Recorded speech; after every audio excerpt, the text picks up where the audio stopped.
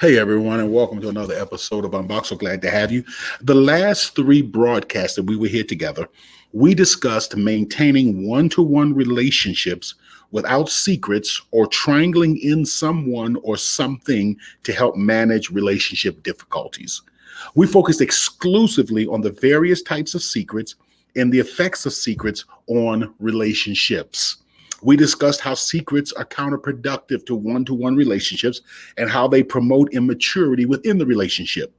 Today, what I want us to do is I want us to explore how we use relationship triangles to manage relationship difficulties, how we use triangles to manage relationship difficulties. So stick around as we unbox your leadership by unboxing relationships. I'm Dr. Robert Davis, family life educator and relationship coach, and welcome to Unboxed, a frank and straightforward conversation about relationships. We're going to talk about family, church, workplace, and all other types of relationships. Join me for the next few moments as we unbox the power and potential of relationships and help you to live your best life. All right. Welcome. So glad to have each of you here with us today. Before we get started, do me a huge favor. Make sure that you like, subscribe, and share. That's right. Like, subscribe, and share. And if you're listening to this via podcast, do me a quick favor. Check us out. Check out our website. It's www.swg-unboxed.org. That's swg-unboxed.org. All right, let's jump into this. The second sign, and we talk about this, there are 11 signs of emotional maturity, especially for leaders. The second sign is maintaining one-to-one relationships without secrets or triangling in someone or something to help manage relationship difficulties. Now, you hear people throw out that term triangling. So what is a triangle? Okay, I'm going to give you a definition. I'm going to throw it up on the screen. Here it is. A triangle forms when two people are in relationship and a third person or thing is brought in to manage the relationship difficulties. Let me say that to you one more time. A triangle forms when two people are in relationship and a third person or a third thing is brought in to manage the relationship's difficulties. Now, before I get started, just so that we're very clear about this, I am not talking about two people or a family going to a counselor or a therapist. A counselor or a therapist is supposed to remain neutral, as well as their purpose that is to help the family itself navigate through its various challenges and problems. And so let me just kind of throw out there a little warning sign, a red flag, because just like preachers, just like doctors, just like lawyers, there are levels to therapists. There's some awesome therapists and there's some therapists that really don't need to be practicing. And so here's a little telltale sign that you need to think about getting another therapist. If you begin to notice that the therapist is taking your side, you're going to a therapist about relationship issues, etc., and they're taking your side and they're telling you that you're right and they're cheering you on, and they seem to be, opposed to the other person, your husband, your children, whoever it may be. That's a pretty good sign that this therapist is not neutral, and you probably need to start looking somewhere else because they're not going to really be able to help you in the kind of way that you need help. Okay, so let me go back to triangles. But it's okay to go see a counselor or a therapist. That's a good thing. We don't discourage this at Unbox, okay? But getting back to triangles. Triangles help to manage anxiety and stress in relationships, which is why we use them so naturally and so frequently. And I'll touch on that a little bit more in just a second. If I'm unable to relate to someone in a one-to-one relationship, it helps to have a third person to help me carry some of that relationship stress. Sometimes it can get too much for me to bear. I must tell Jesus all of my problems. I cannot bear these burdens alone was a hymn, that beautiful hymn that I used to love hearing and love singing. And so, it helps to have a third person to kind of manage it. And so if I don't have a third person to help manage it, what ends up happening is I will find them and I will triangle them in. So either there's typically a ready go-to triangle that we already have.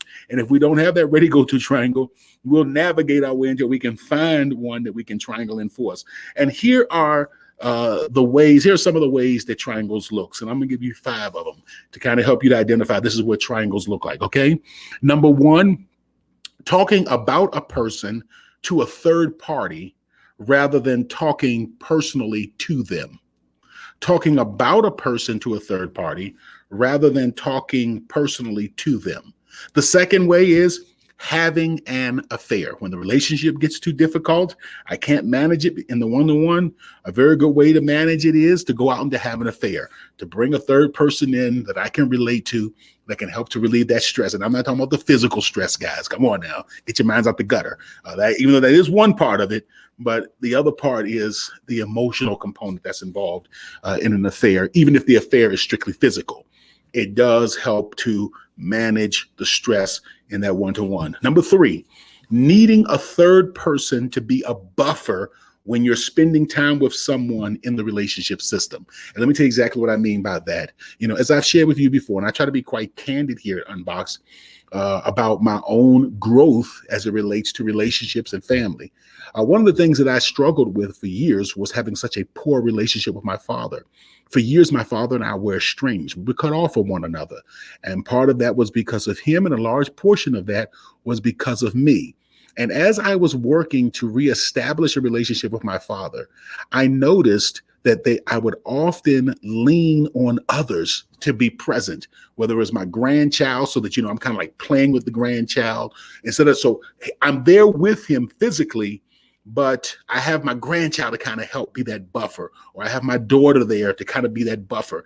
And, you don't think about it intentionally, but that's what it ends up becoming. You have that little buffer so that you don't really have to interact in a more intimate and a more connective way with the other person. So you bring in a third person. That's a classic triangle pattern. Number 4 is addictions. Yes. And even workaholism. I don't know if that's a word. I may have just made that up. But being a workaholic and having addictions, alcoholism, drug addictions, etc. These are classic ways. I cannot manage the one-to-one relationship. So having this addiction, working extraordinarily hard, staying at work and things of that nature allows me to be able to manage that one-to-one without all of the intensity and the stress and the anxiety that is there. And then the 5th way, and here is the fan favorite, the all-time great, and that is good old gossip. Yes, good old gossip is a very good way, because if your name is Robert Davis, you like to hear good gossip. You catch yourself.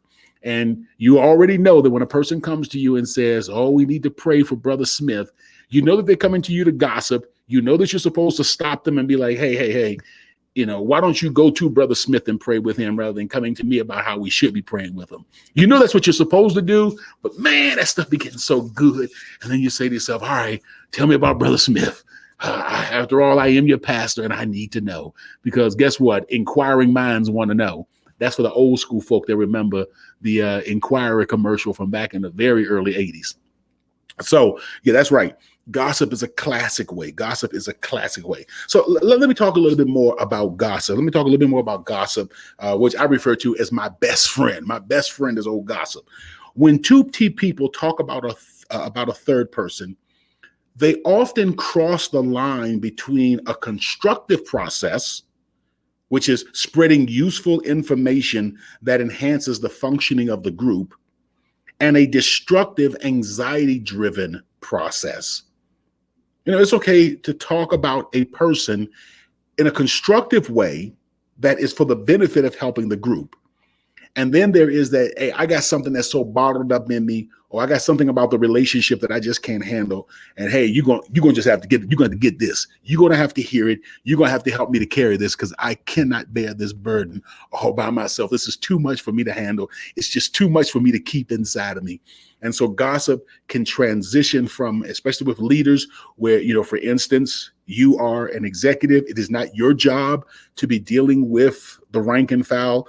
And so you have to deal with an issue, but you're talking to your middle manager about, someone on the lower level. That's not necessarily a negative thing, but if it's not for a constructive purpose, helping that manager figure out how they're going to interrelate with this other individual, it can really spiral out. And so you need to be quite aware where that thin line between helping, especially in the workplace, we're talking about leaders now, that thin line between helping to build the team and just getting down in the mud with good old gossip. What? He and his wife are going through a divorce. Now, what does him and his wife going through a divorce have to do with anything around, relationships? So around his work performance. Triangles are going to be probably the hardest part of authentic emotional leadership that you'll ever have to deal with. Triangles are so common, so natural, so useful. I mean, we almost like we need these things, but we can never rise to our greatest level of maturity and leadership until we come to grips with triangles and their impact on relationships. Let me share this with you. The highest level of emotional maturity is being able to manage one-to-one relationships without needing the assistance of a third party or a third thing to help you manage the anxiety and the stress. Imagine being so strong that you can stay in a relationship, one-to-one relationship, without needing that extra help, that extra boost. So what I want to do today is I want to encourage you to think about the ways you use triangles in your relationships.